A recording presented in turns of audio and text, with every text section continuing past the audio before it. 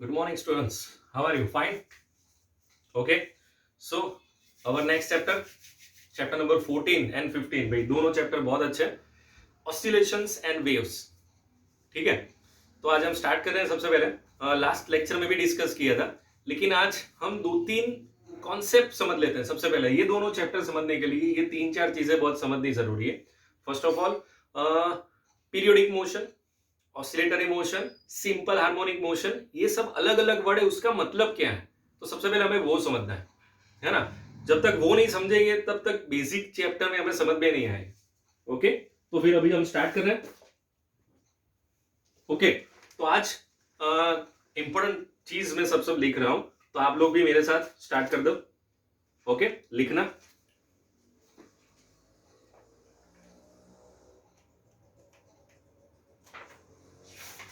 ठीक है, तो सबसे पहले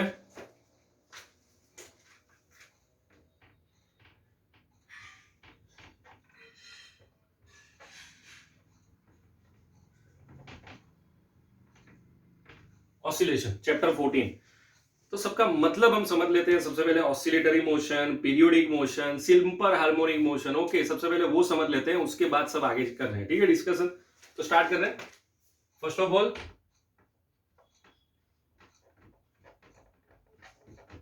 पीरियोडिक मोशन. ओके, तो मैं जो लिख रहा हूं साथ आप भी लिखते रहना.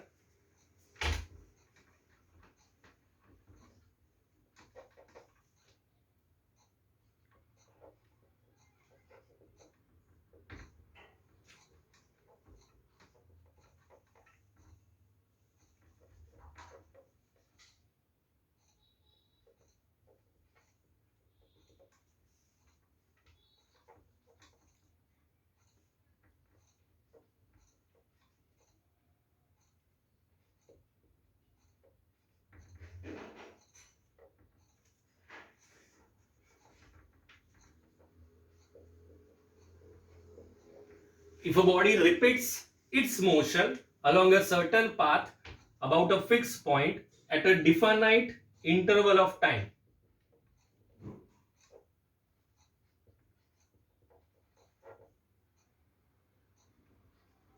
it's called periodic motion. It's called periodic motion. Next one, oscillatory motion. भाई चैप्टर का नाम क्या है? ऑसिलेशन. तो उसकी डेफिनेशन अभी ऑसिलेटरी मोशन, और उसके बाद simple harmonic motion. Most important, ये चैप्टर का नाम ऑसिलेशन की जगह पे सिंपल हार्मोनिक मोशन रखते तो भी कोई प्रॉब्लम नहीं था, क्योंकि वो ऑसिलेशन जितनी बार यूज किया उससे ज्यादा एसएचएम यूज हुआ है, सिंपल हार्मोनिक मोशन. ओके,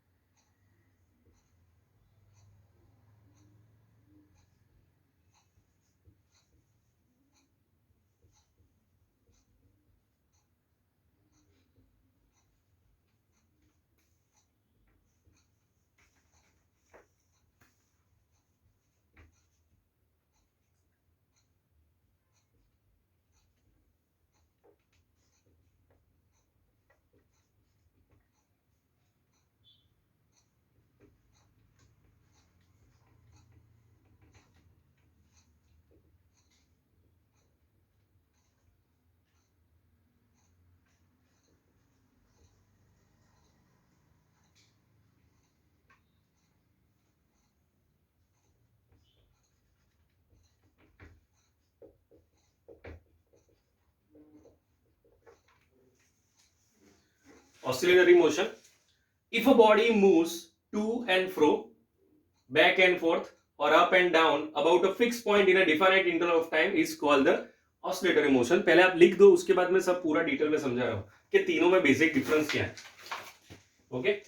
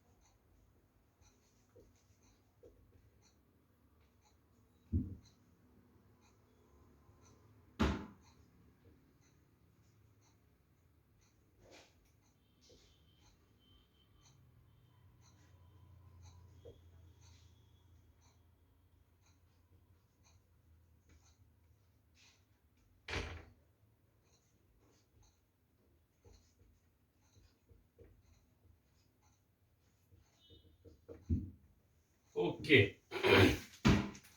चलो सबसे पहले ये तीन चीज समझ लेते हैं, उसकी बाद सब कुछ बाकी सब बाद में। सबसे पहले ये तीन चीज समझ लेते हैं। ओके, सबसे पहले क्या है? Periodic motion. Next one oscillatory motion and it is the simple harmonic motion. अब तीनों में फर्क क्या, सबसे पहले ये देख लेते हैं। Periodic motion, if a body repeats its motion along a certain path about a fixed point at a definite interval of time is called periodic motion। और उसके साथ में oscillatory motion, if a body moves to and fro, back and forth or up and down about a fixed point in a definite interval of time is called oscillatory motion or simple harmonic motion। periodic motion of a body about a fixed point on a linear path। अब ये ध्यान रखना, सबसे पहले इन दोनों का difference, फिर बाद में अभी एसएचएम को भूल जा। सबसे पहले periodic motion and oscillatory motion. भाई पीरियोडिक मोशन का मतलब क्या? अगर कोई भी ऑब्जेक्ट अपना मोशन रिपीट कर रहा है कोई एक ट्रैक पे, सर्कुलर ट्रैक में हो सकता है, कुछ भी हो सकता है, ओके, रिपीट कर रहा है सेम टाइम ऑफ इंटरवल में, सेम टाइम पे वो रिपीट कर रहा है अपना मोशन, तो उसे हम क्या बोलेंगे? Periodic motion. सपोज कि भाई अर्थ रोटेशन कर रहा है, ओके, अपनी ओन एक्सिस पे भी रोटेशन कर रहा है एंड अराउंड द सन भी रोटेशन रिवॉल्यूशन कर रहा है, तो वो क्या हुआ भाई? Periodic motion. It is a periodic motion. वो सर्कुलर मोशन में कर रहा है, so it is a periodic motion. ये वर्ड याद रखना, वो जो मोशन कर रहा है वो सर्टेन पाथ पे वो अपने, ठीक है, वो कुछ भी हो सकता है, ऐसा नहीं कंपलसरी कि सर्कुलर भी हो, स्क्वायर भी हो सकता है, कोई भी इरेगुलर शेप, लेकिन जहां से स्टार्ट किया कंप्लीट करके वहां पे आएगा वो, ओके, इरेगुलर को भी, लेकिन वो फिक्स होगा पाथ, जो भी होगा वो पूरी जर्नी के लिए, पूरी लाइफ टाइम के लिए। अब नेक्स्ट पोर्शन ऑसिलेटरी। भाई ऑसिलेटरी मतलब क्या? वो कंप्लीट नहीं करेगा। सपोज के भाई सीसॉ हम गार्डन में जाते हैं, या ऊपर नीचे होगा, या फिर ऐसे स्प्रिंग की बात कर रहे हैं कि वो अपना, फिर पेंडुलम की बात कर रहे हैं, ओके, तो फिर आगे पीछे जाएगा, ऊपर नीचे जाएगा। अगर वो ऐसे अपना मोशन रिपीट कर रहा है ऊपर नीचे या आगे पीछे ऐसे करके, तो उसे हम क्या बोलेंगे? Oscillatory motion. और सिंपल हार्मोनिक मोशन मतलब क्या? It is a one type of periodic motion, लेकिन उसमें क्या है, ओके, पीरियोडिक मोशन में क्या था कि भाई सर्टेन पाथ था, इसमें क्या है? फिक्स एक वर्ड लिखा है, linear path. It is a linear path, मतलब जहां पे जा रहा है ऐसे ही वापस आएगा, मतलब उसको ऑसिलेटरी मोशन बोल सकते हैं, ओके। सपोज के भाई यहां से आगे जा रहा है तो बस यही उसका मोशन होगा, लीनियर होगा, ऐसे कोई इरेगुलर शेप नहीं हो सकता, ऐसे लीनियर ही होगा, पेंडुलम, ओके, लीनियर होगा। Done. A periodic motion of a body about a fixed point on a linear path under the influence of the force, under the influence of the force acting towards the fixed point and proportional to the displacement of the body from the fixed point is called SHM, simple harmonic motion। Okay, तो ये दोनों में फर्क पता चल गया। ये कोई भी पाथ हो सकता है, ये ऊपर नीचे या आगे पीछे होगा, और इसमें इसमें क्या है? ये लीनियर होगा भाई, ओके, सेम टाइम इंटरवल में, because of the force same distance cover करेगा, सिंपल हार्मोनिक मोशन। तो अभी हमें इस चैप्टर में हमें पेंडुलम, सिंपल हार्मोनिक ऑसिलेशन है, उसका डिस्कशन करना है, ओके। आपके प्रैक्टिकल स्टार्ट नहीं हुआ, अदरवाइज आपका एक प्रैक्टिकल भी था सिंपल ऑसिलेशन के लिए। एक बॉब था, उसको स्टिंग पे हमने, उसके नीचे हमने टाइट किया और उसको हम ऐसे ऑसिलेशन दे रहे और फिर टाइम नोट डाउन कर रहे हैं, उसका पूरा प्रैक्टिकल है, लेकिन अभी वो साइड में रखते हैं। तो एक वही टॉपिक भी है हमारे पास, इसी चैप्टर में टॉपिक है वो सिंपल पेंडुलम वाला, वो जो मैं बॉब बोल रहा हूँ ना भाई, उसके ऊपर पूरा टॉपिक है, और उसमें हमें स्मॉल जी फाइंड आउट करना है। उसकी वैल्यू 9.8 है और सीजीएस में उसकी वैल्यू है 980, वही वैल्यू हमें फाइंड आउट करनी, ठीक है। तो ये था सबसे पहले basic periodic motion, oscillatory motion and simple harmonic motion. देख लो पहले एक बार, उसके बाद आगे जा रहे हैं। कंप्लीट।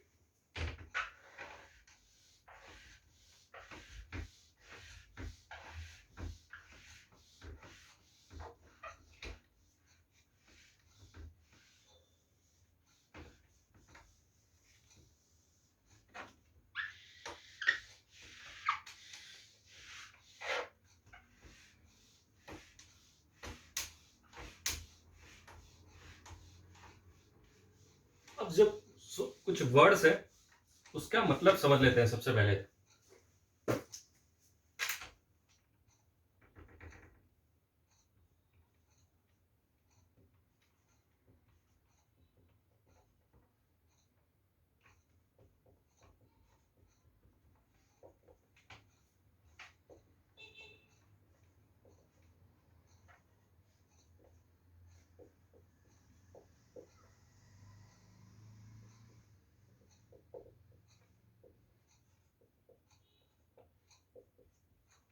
ओके सबसे पहले ये सब मतलब समझ लेते हैं। सबसे पहले हमें लिखा है इक्विलिब्रियम पोजीशन, उसके बाद हमने लिखा है amplitude, then the next one is frequency, उसके बाद हमने लिखा है पीरियोडिक टाइम।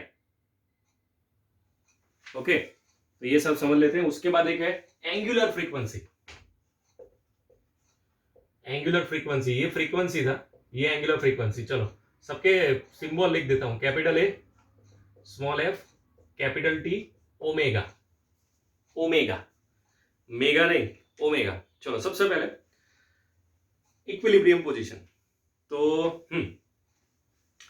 इक्विलिब्रियम पोजीशन का मतलब क्या? अगर ये सब जो हमने डिस्कस किया, कोई भी पोजीशन जो है, सपोज के चलो भाई हम पेंडुलम की बात कर रहे हैं, तो वो ऐसे जाएगा। ओके मैं यहाँ पे डायग्राम ड्रॉ कर रहा हूं। चलो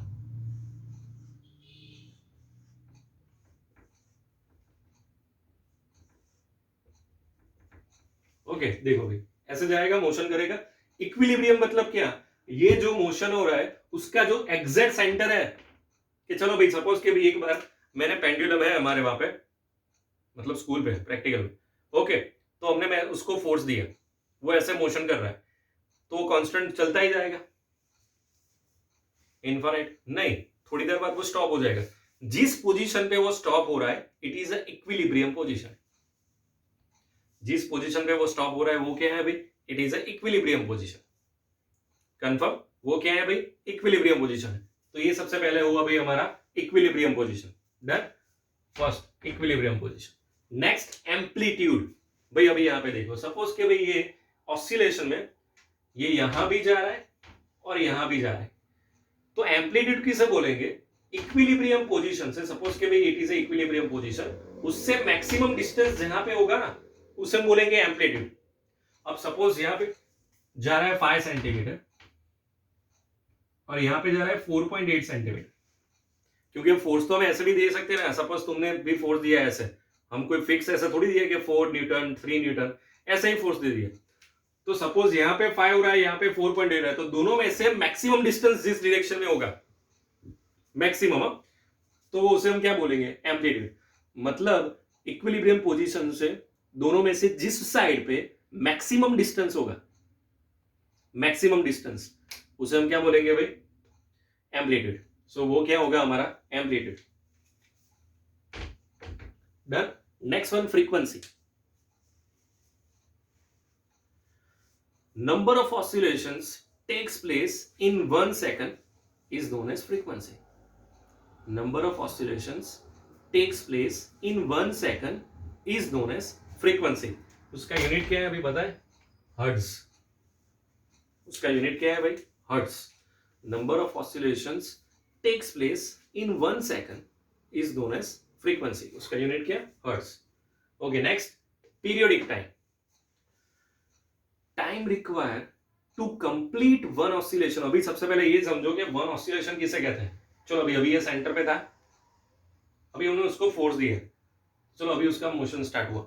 आपको कोई भी एक पोर्शन को कंसीडर करना है। अभी चलो स्टार्ट हो गया, तो जैसे फोर्स दिया वैसे हमें स्टार्ट नहीं करना है, 3 4 5 ऐसे ऑसिलेशन जाने देना है कोई भी एक पॉइंट से। सपोज आपने यहां से स्टार्ट किया, तो यहां से वहां पे गया, दोबारा यहां पे आया, it's a one oscillation. Second, third, fourth, fifth, और ऐसे प्रैक्टिकल में हमें 20 ऑसिलेशन के लिए नोट डाउन करने होता है टाइम। ओके तो जैसे ही फोर्स दिया सब वैसे ऑन द स्पॉट नहीं करना है, 3 4 बार जाने देना है, उसके बाद काउंट करना है। कोई भी यहाँ पे भी कर सकते हैं या फिर यहाँ पे भी, या कोई भी, लेकिन जो भी हो एक बार याद रखना। सपोज यहां से किया, ठीक है, ये अभी जा रहा है ऐसे, फिर यहां से किया तो यहां पे गया तो हाफ, यहां पे गया तो पूरा, मतलब फर्स्ट, सेकंड, थर्ड, फोर्थ। समझ में आ रहा है अभी? उसे बोलते हैं वन ऑसिलेशन। तो फ्रीक्वेंसी मतलब क्या? Number of oscillation takes place in 1 second is known as frequency. और पीरियोडिक टाइम मतलब time require to complete one oscillation. Time require to complete one oscillation is known as periodic time. Capital T, उसका unit क्या है बताए भाई? Second. और F equal to 1/T, ये relation याद रखना भाई, F इक्वल टू 1/T। उसमें F मतलब क्या? फ्रीक्वेंसी, और T मतलब क्या? Periodic time. कंफर्म भाई? श्योर? ये सब बेसिक चीजें हम स्टार्ट कर रहे हैं अभी। पहले 2-3 पेज में सब यही सब लिखा है, सब बेसिक चीजें हमें समझनी है। अगर ये सब समझ में आ गया तो फिर आगे तो बहुत स्मूथली जाएंगे सब। ठीक है, तो ये सब समझना है आपको। मैं इसके साथ आपको एक नोट्स सेंड कर रहा हूं, तो जो वो भी आपको अच्छे से अपनी फेयर बुक में लिखनी है। ठीक है, confirm. So equilibrium complete, amplitude complete, frequency finish, periodic time finish. Next one is angular frequency. Angular distance covered by an object in 1 second is known as angular frequency. अभी angular मतलब क्या? ये वाला, इसे angular बोलते हैं। अगर ये पूरा का पूरा चक्कर है तो वो कितना होता है डिस्टेंस? यहां से ये था 2 पाई, 360 होता है ना, एक पूरा चक्कर मतलब 360। उसको लिखेंगे कैसे? 2 पाई। तो एंगुलर फ्रीक्वेंसी मतलब क्या? ओमेगा, और उसकी जगह पे हम लिखेंगे 2 पाई एफ। तो ये रिलेशन याद रखना भाई, omega equal to 2 pi F, omega equal to 2 pi F. Confirm, omega equal to 2 pi F. तो ये 3-4-6 टॉपिक, 4-5 एक बार देख लो। नाम, एक बार नाम बोलो और दिमाग में सोचो, what is meaning of equilibrium. अगर फोर्स दिया सेंटर पे स्टडी हो, जहां पे भी स्टडी हो रहा है, it is the equilibrium position. Okay, next one क्या है भाई? Amplitude. Okay, maximum distance cover by an object और simple harmonic motion, okay, in any direction is known as amplitude. ऐसा नहीं है, कोई बार ऐसा होगा कि दोनों साइड में सेम होगा, तो फिर 5 सेंटीमीटर 5 सेंटीमीटर मतलब तो कंफर्म है कि 5 सेंटीमीटर फाइनल आंसर। लेकिन एक बार कोई बार 5 हो रहा है, कोई बार 4 हो रहा है, तो एम्पलीट्यूड क्या? 5। Okay, done. उसके बाद है frequency, periodic time, angular frequency. अभी एक और है डिस्प्लेसमेंट। भाई डिस्प्लेसमेंट मतलब क्या? कोई भी एक डायरेक्शन में जो भी डिस्टेंस कवर हो रहा है उसे बोलते हैं डिस्प्लेसमेंट। सपोज के भी ये है, तो इसने लेफ्ट साइड कितना डिस्प्लेसमेंट किया? 4.8, और राइट साइड कितना डिस्प्लेसमेंट किया? 5। ओके, लेफ्ट साइड कितना हुआ? 4.8, लेफ्ट राइट साइड कितना हुआ? 5। तो अभी सपोज इसमें मैं आपको ये पूछूं व्हाट इज द डिस्प्लेसमेंट, तो भाई लेफ्ट साइड कितना हुआ? 4.8, right side 5। What is the amplitude? उसमें लेफ्ट राइट नहीं होता, उसमें एक ही होता है भाई। क्या होता है उसमें? 5। जो मैक्सिमम है वो हमारा एम्पलीट्यूड। समझ में आ रहा है भाई? श्योर, कंफर्म, लॉक किया जाए।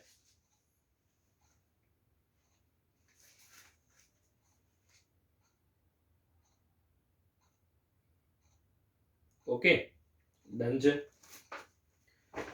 टेक्स्ट बुक में क्वेश्चन दिए, टेक्स्ट बुक में एक क्वेश्चन दिया है। क्वेश्चन है एग्जाम्पल 14.1। अंदर क्या लिखा है? अंदर ये लिखा है, on an average a human heart is found to beat 75 times. Left side, left side 75 time in a minute, calculate its frequency. Okay भाई, हमें उसकी फ्रीक्वेंसी फाइंड आउट करनी है एंड पीरियोडिक टाइम। तो भी एक मिनट में कितनी बार वो बीट कर रहा है? 75 टाइम। सो फ्रीक्वेंसी क्या? 75 बाय 1 मिनट, 1 मिनट मतलब 60 होगा। चलो अभी इसको कट करना है।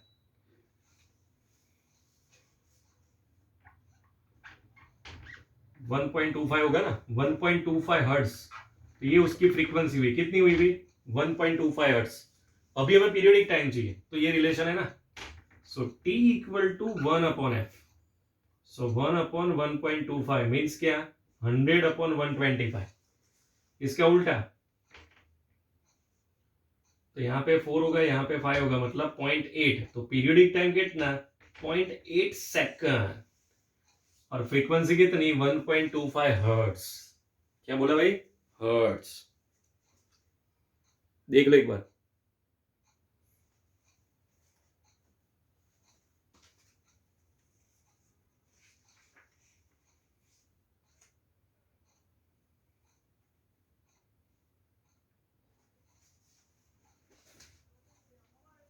कंफर्म, श्योर कि बाकी है भाई?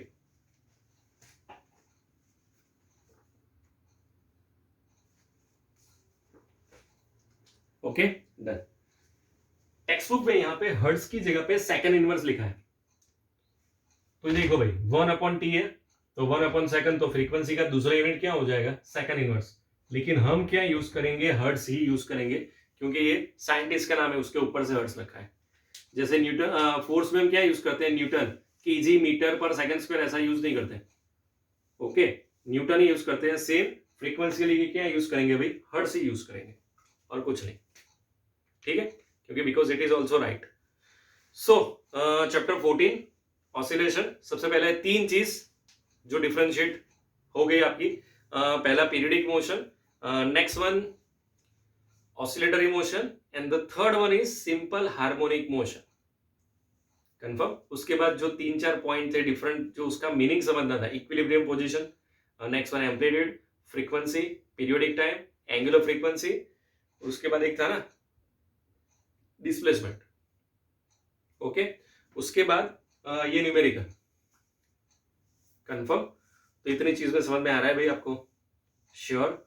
अगर कोई भी प्रॉब्लम हो, मैसेज या वॉट एवर कुछ भी कर देना, कॉल या मैसेज। ठीक है, कंफर्म। चैप्टर 10 टोटली फिनिश हो गया। वो अच्छे से प्रिपरेशन करना, उसके लिए भी अभी एग्जाम अच्छी रखेंगे हम। अभी हम आ रहे हैं चैप्टर 14 15, वो दोनों बहुत अच्छे चैप्टर है, super mind blowing, oscillations and waves. ठीक है, तो वो ध्यान रखना है हमें। डन। तो ये था आपका आज का first lecture for the chapter number 14। Chapter 14 के लिए फर्स्ट लेक्चर था आपका ये। डन। तो इतनी चीजें की हमें, समझ में आ गया? ओके, ठीक है, तो फिर हम नेक्स्ट लेक्चर में मिल रहे हैं। Okay, bye bye.